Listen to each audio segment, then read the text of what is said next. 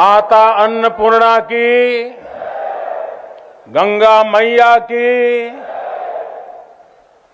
इस ऐतिहासिक आयोजन में उपस्थित उत्तर प्रदेश की राज्यपाल श्रीमती आनंदीबेन पटेल, उत्तर प्रदेश के मुख्यमंत्री कर्मयोगी श्री योगी आदित्यनाथ जी,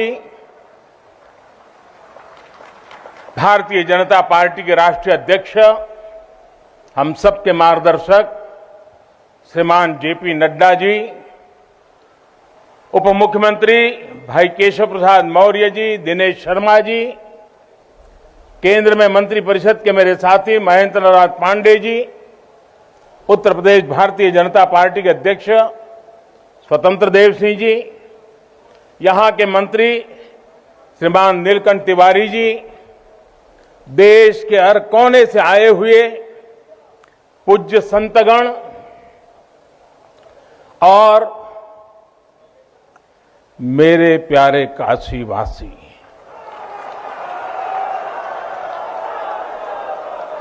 और देश विदेश से इस अवसर के साक्षी बन रहे सभी श्रद्धालु साथीगण, काशी के सभी बंधुओं के साथ बाबा विश्वनाथ के चरणों में हम शीश नवावत है।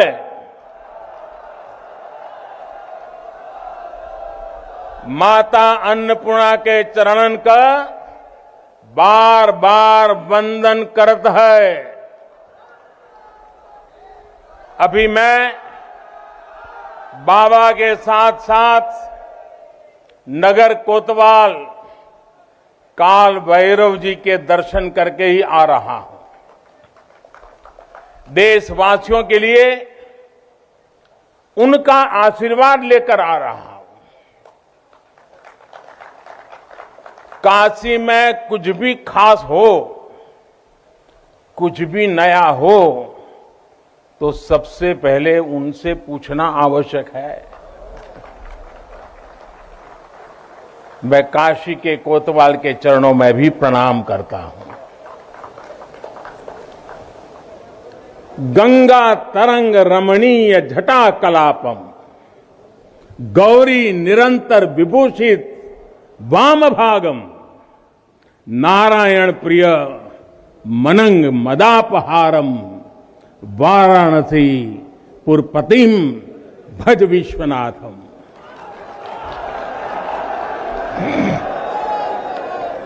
हम बाबा विश्वनाथ दरबार से देश दुनिया के उन श्रद्धालु जनन के प्रणाम करत है जो अपने अपने स्थान से इस महायज्ञ के साक्षी बनत होन।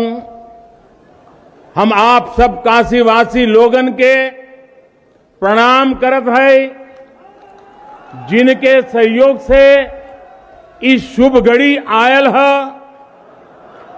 हृदय गदगद है, मन आह्लादित है। आप सब लोगन के बहुत बहुत बधाई है।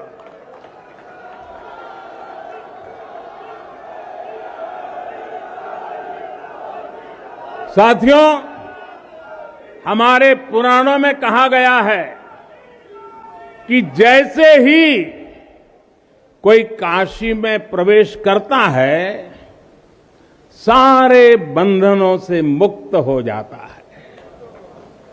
भगवान विश्वेश्वर का आशीर्वाद, एक अलौकिक ऊर्जा यहां आते ही हमारे अंतर आत्मा को जागृत कर देती है। और आज तो इस चीर चैतन्य काशी की चेतना में एक अलग ही स्पंदन है। आज आदि काशी की अलौकिकता में एक अलग ही आभा है। आज शाश्वत बनारस के संकल्पों में एक अलग ही सामर्थ्य दिख रहा है। हमने शास्त्रों में सुना है, जब भी कोई पुण्य अवसर होता है तो सारे तीर्थ, सारी देवीय शक्तियां बनारस में बाबा के पास उपस्थित हो जाती है। कुछ वैसा ही अनुभव आज मुझे बाबा के दरबार में आकर हो रहा है। ऐसा लग रहा है कि हमारा पूरा चेतन ब्रह्मांड इससे जुड़ा हुआ है। वैसे तो अपनी माया का विस्तार बाबा ही जाने, लेकिन जहां तक हमारी मानवीय दृष्टि जाती है, विश्वनाथ धाम के इस पवित्र आयोजन के इसे समय पर इस समय पूरा विश्व जुड़ा हुआ है। साथियों, आज भगवान शिव का प्रिय दिन सोमवार है।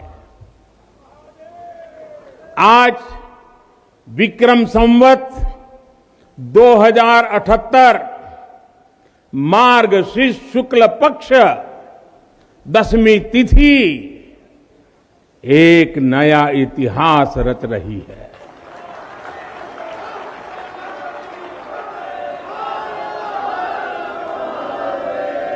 और हमारा सौभाग्य है कि हम इस तिथि के साक्षी बन रहे हैं। आज विश्वनाथ धाम अकल्पनीय अनंत ऊर्जा से भरा हुआ है। उसका वैभव विस्तार ले रहा है। इसकी विशेषता आसमान छू रही है। यहां आसपास जो अनेक प्राचीन मंदिर लुप्त हो गए थे, उन्हें भी पुनः स्थापित किया जा चुका है। बाबा अपने भक्तों की सदियों की सेवा से प्रसन्न हुए हैं, इसलिए उन्होंने आज के दिन का हमें आशीर्वाद दिया है। विश्वनाथ धाम का ये पूरा नया परिसर एक भव्य भवन भर नहीं है। ये प्रतीक है हमारे भारत की सनातन संस्कृति का। ये प्रतीक है हमारी आध्यात्मिक आत्मा का। ये प्रतीक है भारत की प्राचीनता का, परंपराओं का, भारत की ऊर्जा का, गतिशीलता का। आप यहां जब आएंगे तो केवल आस्था के ही दर्शन होंगे ऐसा नहीं है। आपको यहां अपने अतीत के गौरव का एहसास भी होगा।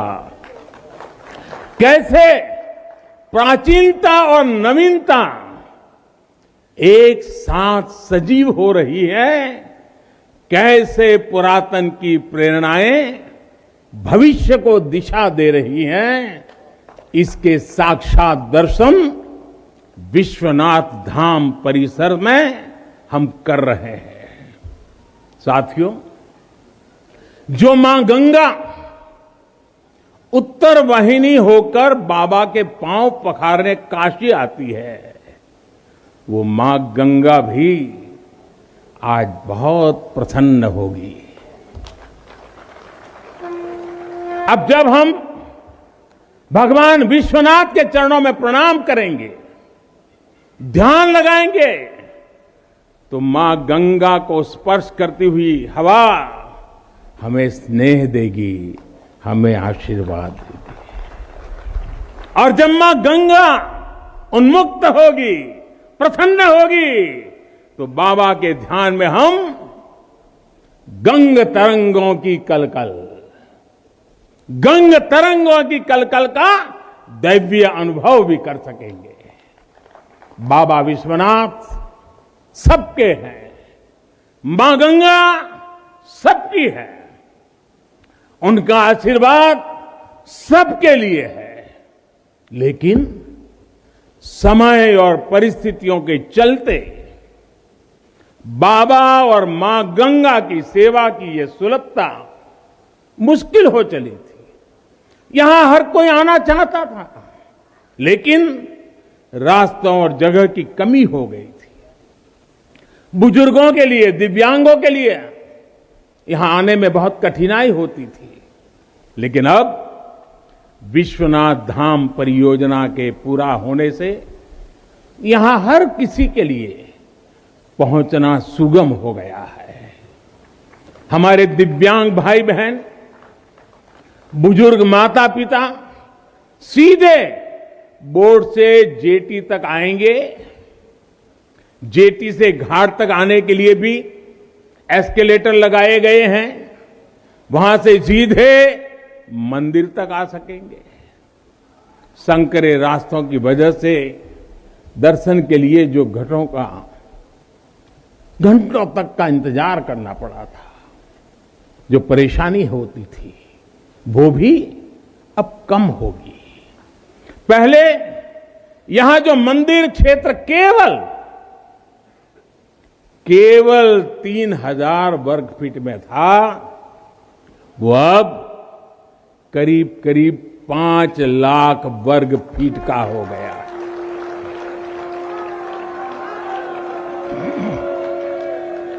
अब मंदिर और मंदिर परिसर में 50, 60, 70 हजार श्रद्धालु आ सकते हैं।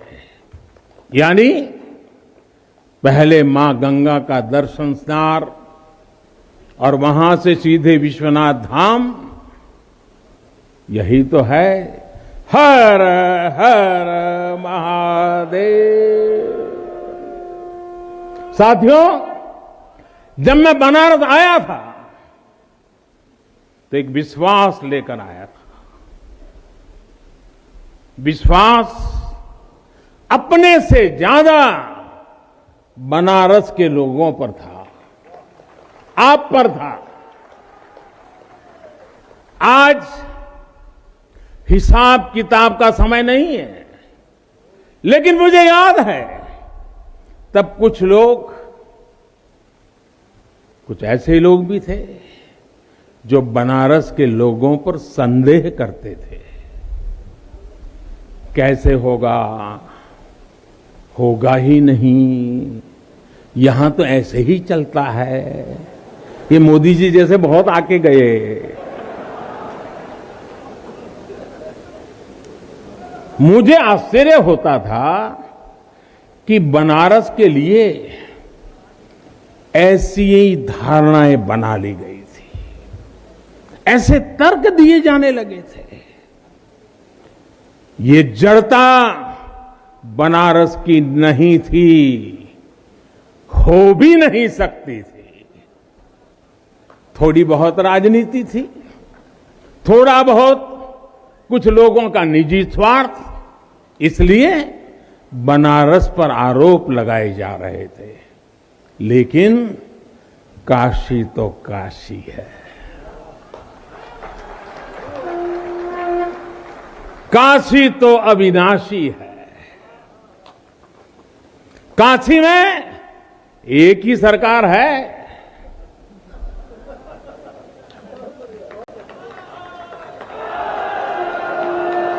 जिनके हाथों में डमरू है, उनकी सरकार है।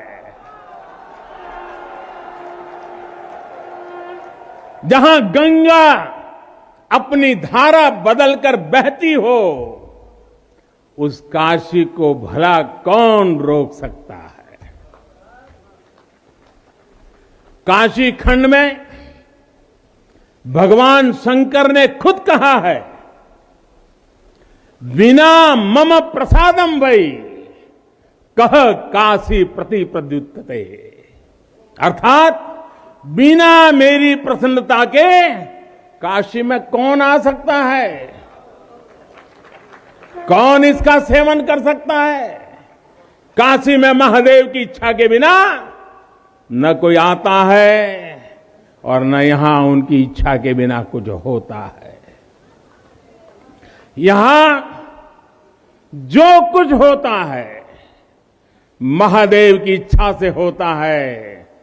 ये जो कुछ भी हुआ है, महादेव ने ही किया है।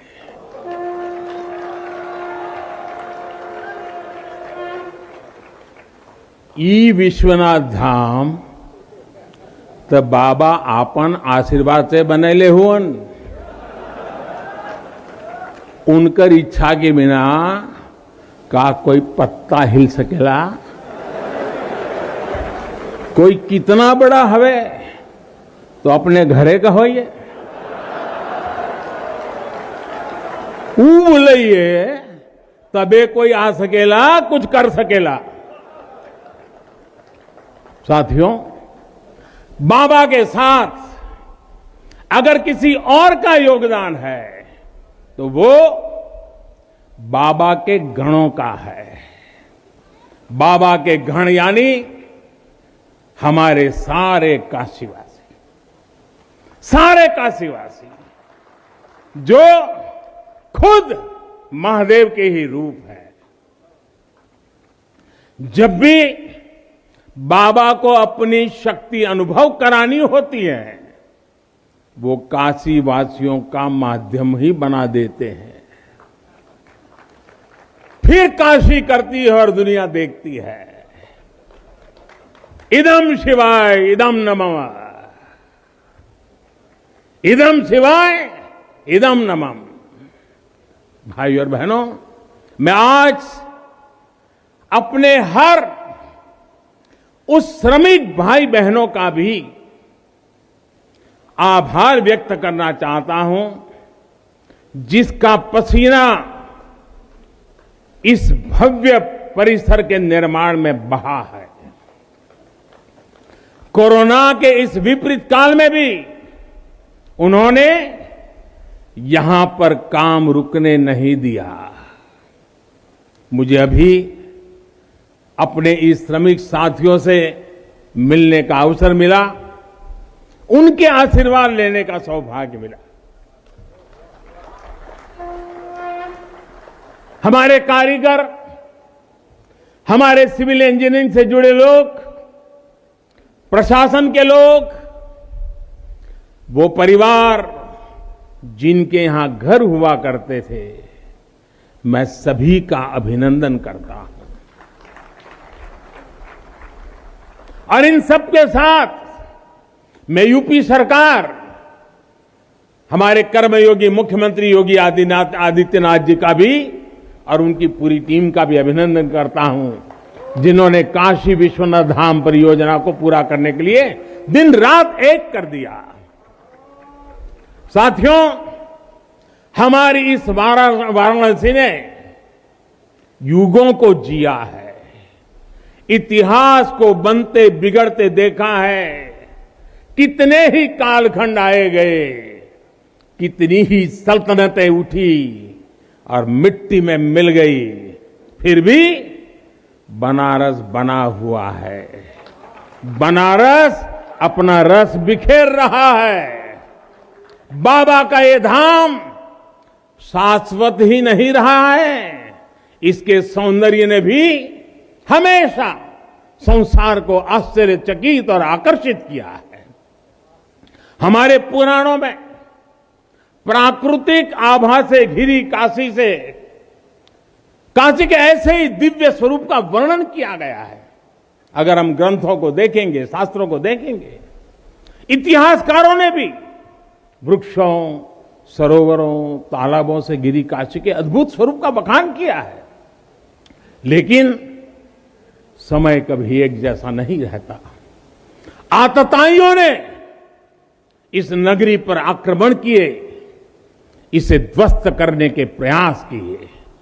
औरंगजेब के अत्याचार, उसके आतंक का इतिहास साक्षी है, जिसने सभ्यता को तलवार के बल पर बदलने की कोशिश की, जिसने संस्कृति को कट्टरता से कुचलने की कोशिश की।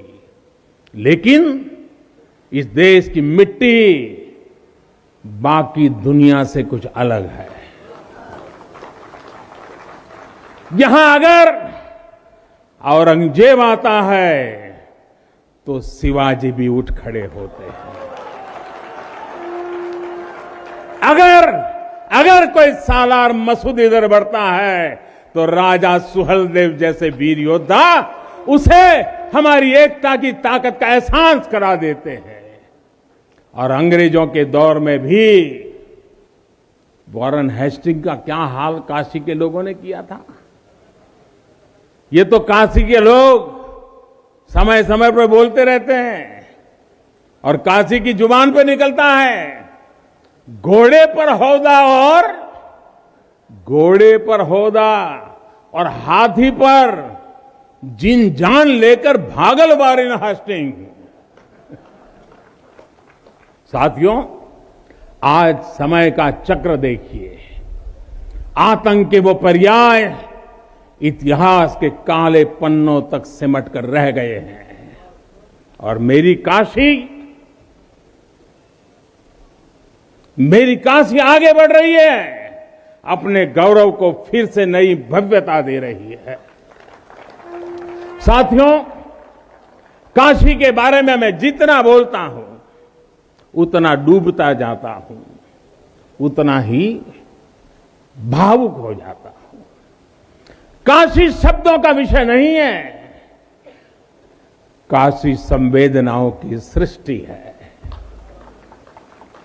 काशी वो है जहां जागृति ही जीवन है। काशी वो है जहां मृत्यु भी मंगल है। काशी वो है जहां सत्य ही संस्कार है। काशी वो है जहां प्रेम ही परंपरा है। भाइयों बहनों, हमारे शास्त्रों ने हुए आखिर में क्या कहा? नेति नेति ही कहा है। यानी जो कहा उतना ही नहीं है, उससे भी आगे कितना कुछ है। हमारे शास्त्रों ने कहा है, शिवम ज्ञायन इति ब्रूयो, शिवः शब्दार्थ चिंतका, अर्थात शिव शब्द का चिंतन करने वाले लोग शिव को ही ज्ञान कहते हैं। इसलिए ये काशी शिवमयी है, ये काशी ज्ञानमयी है। और इसलिए ज्ञान, शोध, अनुसंधान ये काशी और भारत के लिए स्वाभाविक निष्ठा रहे हैं। भगवान शिव ने स्वयं कहा है, सर्व क्षेत्रेषु भूपृष्ठे, सर्व क्षेत्रेषु भूपृष्ठे काशी क्षेत्रम च मे वपु, अर्थात धरती के सभी क्षेत्रों में काशी साक्षात मेरा ही शरीर है। इसलिए यहां का पत्थर, यहां का हर पत्थर शंकर है। इसलिए हम अपनी काशी को सजीव मानते हैं और इसी भाव से हमें अपने देश के कण कण में मातृभाव का बोध होता है। हमारे शास्त्रों का वाक्य है, दृश्यते स्वर्ग सर्वे है, काश्यम विश्वेश्वर तथा, यानी काशी में सर्वत्र हर जीव में भगवान विश्वेश्वर के ही दर्शन होते हैं। इसलिए काशी जीवत्व को सीधे शिवत्व से जोड़ती है। हमारे ऋषियों ने भी कहा है, विश्वेश्वरम शरणम यहाँ समय बुद्धि प्रदास्यति, अर्थात भगवान विश्वेश्वर की शरण में आने पर समबुद्धि व्याप्त हो जाती है। बनारस वो नगर है जहां से जगत गुरु शंकराचार्य को श्री डोम राजा की पवित्रता से प्रेरणा मिली। उन्होंने देश को एकता के सूत्र में बांधने का संकल्प लिया। ये वो जगह है जहां भगवान शंकर की प्रेरणा से गोस्वामी तुलसीदास जी ने रामचरितमानस जैसी अलौकिक रचना की। यहीं की धरती सारनाथ में भगवान बुद्ध का बोध संसार के लिए प्रकट हुआ। समाज सुधार के लिए कबीरदास जैसे मनीषी यहां प्रकट हुए। समाज को जोड़ने की जरूरत थी तो संत रविदास जी की भक्ति की शक्ति का केंद्र भी ये काशी बनी। ये काशी अहिंसा और तप की प्रतिमूर्ति 4 जैन तीर्थंकरों की धरती है। राजा हरिश्चंद्र की सत्यनिष्ठा से लेकर वल्लभाचार्य और रामानंद जी के ज्ञान तक, चैतन्य महाप्रभु और समर्थ गुरु रामदास के से लेकर स्वामी विवेकानंद और मदन मोहन मालवीय तक कितने ही ऋषियों और आचार्यों का संबंध काशी की पवित्र धरती से रहा है। छत्रपति शिवाजी महाराज ने यहां प्रेरणा पाई। रानी लक्ष्मीबाई से लेकर चंद्रशेखर आजाद तक कितने ही सेनानियों की कर्मभूमि जन्मभूमि काशी रही है। भारतेंदु हरिश्चंद्र, जयशंकर प्रसाद, मुंशी प्रेमचंद, पंडित रविशंकर और बिस्मिल्लाह खान जैसी प्रतिभाएं इस स्मरण को कहां तक लेते जाए, कितना कहते जाए, भंडार भरा पड़ा है। जिस तरह काशी अनंत है वैसे ही काशी का योगदान भी अनंत है। काशी के विकास में इन अनंत पुण्य आत्माओं की ऊर्जा शामिल है। इस विकास में भारत की अनंत परंपराओं की विरासत शामिल है। इसलिए हर मत मतांतर के लोग, हर भाषा वर्ग के लोग यहां आते हैं कि यहां से अपना जुड़ाव महसूस करते हैं। साथियों, काशी हमारे भारत की सांस्कृतिक, आध्यात्मिक, राजधानी तो है ही, ये भारत की आत्मा का एक जीवंत अवतार भी है। आप देखिए, पूरब और उत्तर को जोड़ती हुई यूपी में बसी ये काशी, यहां विश्वनाथ मंदिर को तोड़ा गया तो मंदिर का पुनर्निर्माण माता अहल्याबाई होलकर ने करवाया। जिनकी जन्मभूमि महाराष्ट्र थी, जिनकी कर्मभूमि इंदौर, माहेश्वर और अनेक क्षेत्रों में थी, उन माता अहल्याबाई होलकर को आज मैं इस अवसर पर नमन करता हूं। 200-250 साल पहले उन्होंने काशी के लिए इतना कुछ किया था, तब के बाद काशी के लिए इतना काम अब हुआ है। साथियों, बाबा विश्वनाथ मंदिर की आभा बढ़ाने के लिए पंजाब से महाराजा रणजीत सिंह ने 23 मण सोना चढ़ाया था। इसके शिखर पर सोना मढ़वाया था। पंजाब से पूज्य गुरु नानक देव जी भी काशी आए थे, यहां सत्संग किया था। दूसरे सिख गुरुओं का भी काशी से विशेष रिश्ता रहा था। पंजाब के लोगों ने काशी के पुनर्निर्माण के लिए दिल खोलकर दान दिया था। पूरब में बंगाल की रानी भवानी ने बनारस के विकास के लिए अपना सब कुछ अर्पण किया। मैसूर और दूसरे दक्षिण भारतीय राजाओं का भी बनारस के लिए बहुत बड़ा योगदान रहा है। एक ऐसा शहर है जहां आपको उत्तर, दक्षिण, नेपाली, लगभग हर तरह की शैली के मंदिर दिख जाएंगे। विश्वनाथ मंदिर इसी आध्यात्मिक चेतना का केंद्र रहा है और अब ये विश्वनाथ धाम परिसर अपने भव्य रूप में इस चेतना को और ऊर्जा देगा। साथियों, फिर भारत के लोगों की काशी के प्रति आस्था, दक्षिण भारत का काशी पर और काशी का दक्षिण भारत पर प्रभाव हम सब भली भांति जानते हैं। एक ग्रंथ में लिखा है, तेनो पयाथेन कदाचनात् वाराणसीम पाप निवारणम आवादी वाणी बलिना सविष्यन विलोक्य लीला वासरे विलिप्ता। कन्नड़ भाषा में कहा गया है, यानी जब सदगुरु माधवाचार्य जी अपने शिष्यों के साथ चल रहे थे तो उन्होंने कहा था कि काशी के विश्वनाथ पाप का निवारण करते हैं। उन्होंने अपने शिष्यों को काशी के वैभव और उसकी महिमा के बारे में भी समझाया। साथियों, सदियों पहले की ये भावना निरंतर चली आ रही है।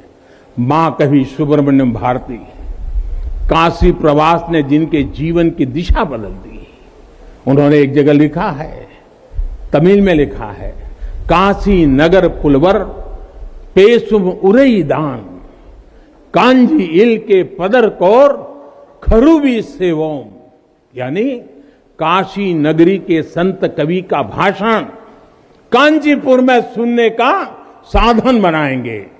काशी से निकला हर संदेश ही इतना व्यापक है कि देश की दिशा बदल देता है। वैसे मैं एक बात और कहूंगा, मेरा पुराना अनुभव है, हमारे घाट पर रहने वाले, नाव चलाने वाले कई बनारसी साथी तो, और आपने भी कभी अनुभव किया होगा, तमिल, कन्नड़ा, तेलुगु, मलयालम इतनी फर्राटेदार तरीके से बोलते हैं कि लगता है कि कहीं केरला, तमिलनाडु या कर्नाटक तो नहीं आ गए। अब इतना बढ़िया बोलते हैं। साथियों, भारत की हजारों सालों की ऊर्जा ऐसे ही तो सुरक्षित रही है, संरक्षित रही है। जब अलग अलग स्थानों के क्षेत्रों के सूत्र से जुड़ते हैं तो भारत एक भारत श्रेष्ठ भारत के रूप में जागृत होता है। इसलिए हमें सौराष्ट्र सोमनाथम से लेकर अयोध्या, मथुरा, माया, काशी, कांची, अवंतिका का हर दिन स्मरण करना सिखाया जाता है।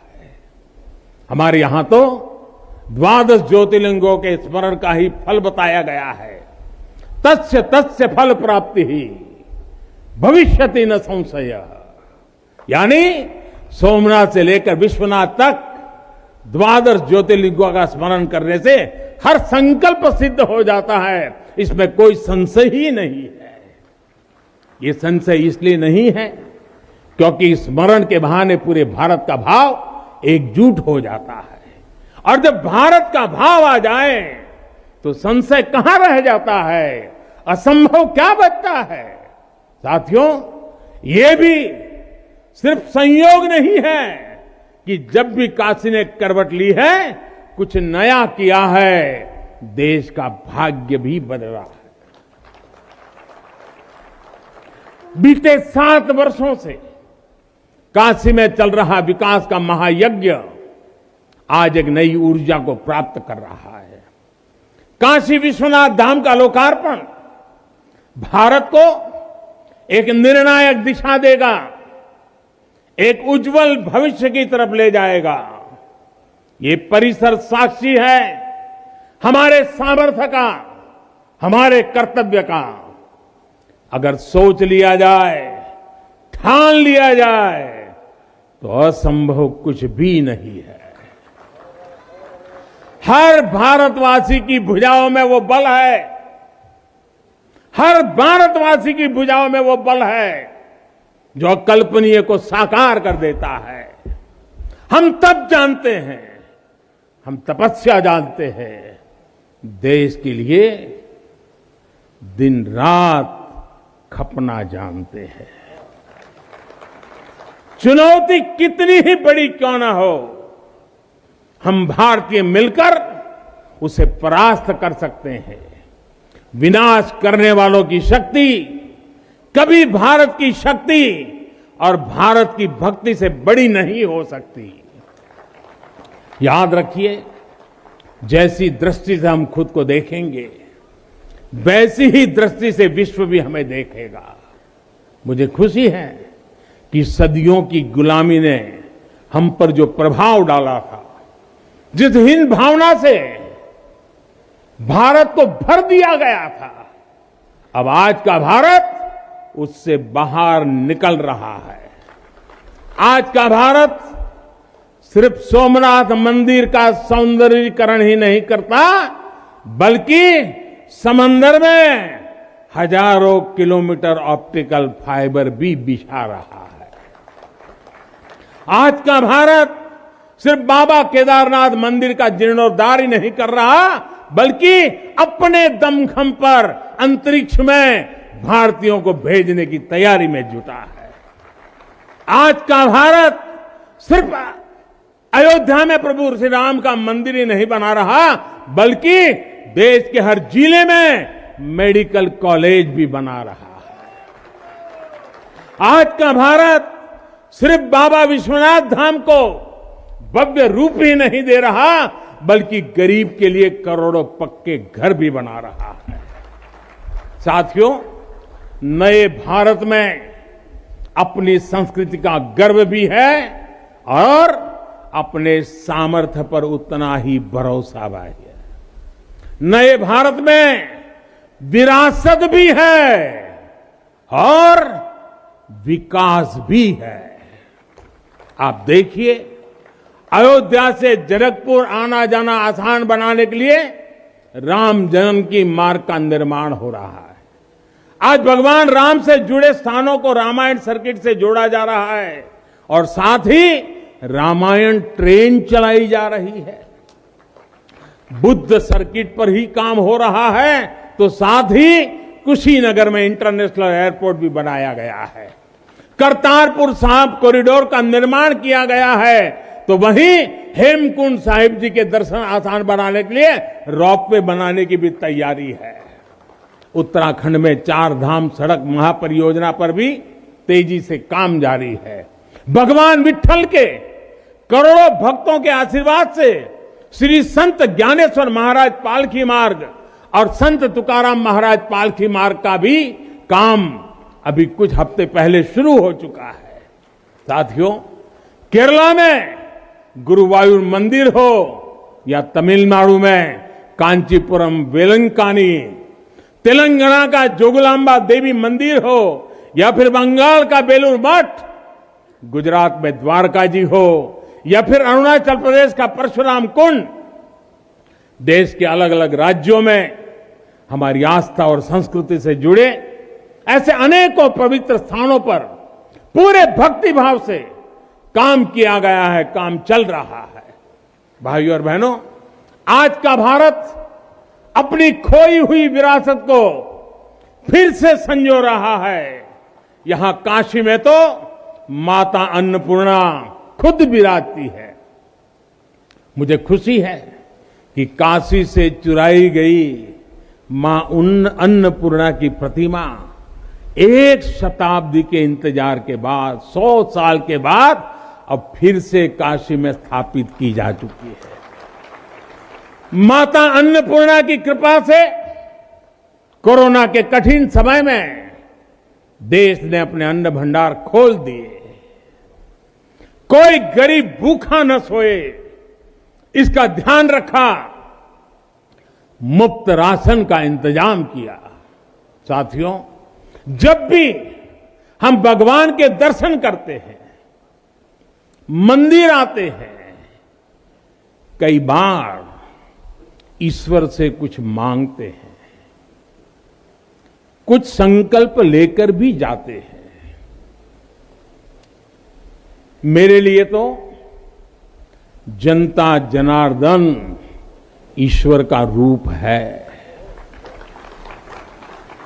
मेरे लिए हर भारतवासी ईश्वर का ही अंश है। जैसे सब लोग भगवान के पास जाकर के मांगते हैं, जब मैं आपको भगवान मानता हूं, जनता जनार्दन को ईश्वर का रूप मानता हूं, तो मैं आज आपसे कुछ मांगना चाहता हूं। मैं आपसे कुछ मांगता हूं। मैं आपसे अपने लिए नहीं,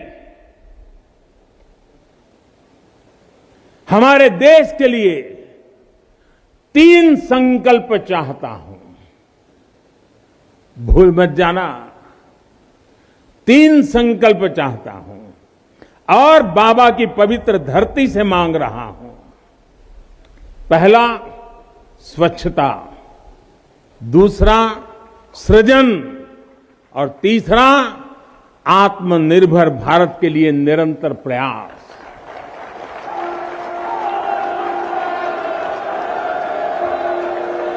स्वच्छता जीवन शैली होती है, स्वच्छता अनुशासन होती है। ये अपने साथ कर्तव्यों की एक बहुत बड़ी श्रृंखला लेकर आती है। भारत चाहे जितना ही विकास करे, स्वच्छ नहीं रहेगा तो हमारे लिए आगे बढ़ पाना मुश्किल होगा। इस दिशा में हमने बहुत कुछ किया है, लेकिन हमें अपने प्रयासों को और बढ़ाने होंगे। कर्तव्य की भावना से भरा आपका एक छोटा सा प्रयास देश की बहुत मदद करेगा। यहां बनारस में भी, शहर में, घाटों पर स्वच्छता को हमें एक नए स्तर पर लेकर जाना है।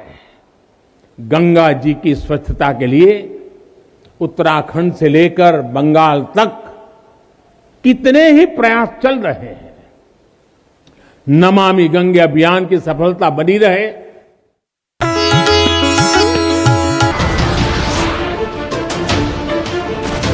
नमस्कार, मैं हूं मानक गुप्ता। अगर आपको हमारा ये वीडियो पसंद आया हो तो इसे लाइक और शेयर जरूर करें, और हां, हमें सब्सक्राइब और फॉलो करना ना भूलें ताकि आप देश और दुनिया की कोई खबर मिस ना करें। तो जुड़े रहिए हमारे साथ और देखते रहिए न्यूज़ 24।